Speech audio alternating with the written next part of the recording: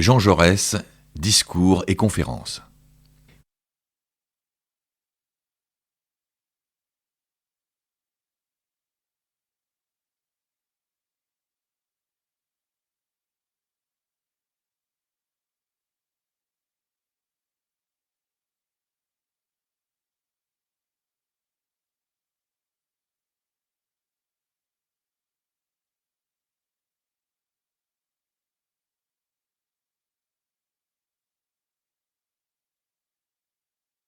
Idéalisme et matérialisme dans la conception de l'histoire. Conférence du 12 décembre 1894. Jean Jaurès a 35 ans lorsqu'il s'adresse à la fin de l'année 1894 au groupe des étudiants collectivistes rattachés au parti ouvrier de Jules Guesde et Paul Lafargue, pour expliciter sa conception de l'histoire. 35 ans, c'est encore un jeune âge pour un homme politique comme pour un philosophe. Cette conférence paraît pourtant intervenir au terme d'un double processus de maturation.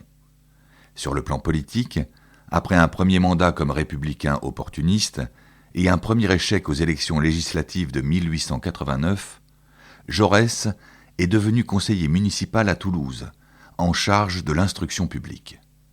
Surtout, il connaît au tournant des années 1890 une évolution qui le conduit à se présenter en 1893 pour la première fois comme un socialiste. Son soutien aux mineurs de Carmaux, engagé dans une grève de 10 semaines après le licenciement d'un des leurs en raison de son élection à la mairie de Carmaux en 1892, le plonge dans la vie militante, et c'est sur le programme du Parti ouvrier français qu'il est réélu à la Chambre en cette année 1893. Il siégera dorénavant à gauche de l'hémicycle, avec le groupe socialiste. Quant à la philosophie, le jeune agrégé de 1881 a mis à profit son échec électoral pour reprendre son enseignement à la faculté de Toulouse et pour finir ses thèses. De la réalité du monde sensible, sa thèse principale, et les origines du socialisme allemand, sa thèse latine. C'est donc en homme accompli, philosophe de plein droit, et politique déjà riche d'une expérience multiforme, qu'il prend la parole devant des étudiants du quartier latin. Voilà qui est formel. Les conceptions sociales de Jaurès sont liées à ses idées métaphysiques et religieuses. L'affirmation de Lucien Lévy-Bruhl, auteur d'une des premières biographies du leader socialiste, fut longtemps tenue pour négligeable. Le martyr de la paix laissant dans l'ombre le Jaurès philosophe. Depuis plusieurs années cependant, les spécialistes ont remis à l'honneur la philosophie de celui qui fut condisciple et concurrent de Bergson à l'École normale supérieure, et ont insisté sur la solidarité étroite entre sa réflexion et ses engagements, entre sa métaphysique et son action politique. Or, idéalisme et matérialisme dans la conception de l'histoire occupent à cet égard une place décisive. La pensée de l'histoire apparaît en effet chez Jaurès comme un point de passage privilégié entre philosophie et politique. Et cette conférence, une déduction purement doctrinale selon Jaurès, mais qui engage une conception particulière du socialisme, est immédiatement publiée en brochure, à l'instar d'un discours politique sur un sujet brûlant d'actualité. De fait, en conciliant matérialisme et idéalisme, Jaurès se démarque du marxisme stricto sensu et tente de ménager une place plus grande à la liberté humaine et à l'idée de justice. L'histoire ne se résume pas, affirme-t-il, au jeu des rapports de production, à la succession des formes économiques de la société. Elle est aussi, dans le même temps et de manière indissoluble, la progressive réalisation d'un idéal de justice qui habite l'humanité. Cette synthèse entre le réel et l'idéal constitue pour beaucoup le noyau de la philosophie de Jean Jaurès. C'est aussi le cœur de son engagement politique, qui unit république et socialisme comme deux moments de l'affranchissement des individus et qui s'appuie sur la conviction du progrès de l'homme, sur une foi en l'avenir. Jean Jaurès, conférence du 12 décembre 1894. Citoyennes et citoyens, je vous demande d'abord toute votre patience, parce que c'est à une déduction purement doctrinale que j'entends me livrer ce soir devant vous. Je veux aussi tout d'abord vous prémunir contre une erreur qui pourrait résulter de ce fait que le sujet que je vais traiter devant vous, j'en ai déjà parlé il y a quelques mois. J'ai alors exposé la thèse du matérialisme économique, l'interprétation de l'histoire, de son mouvement selon Marx. Et je me suis appliqué à ce moment à justifier la doctrine de Marx, de telle sorte qu'il pouvait apparaître que j'y adhérais sans restriction aucune.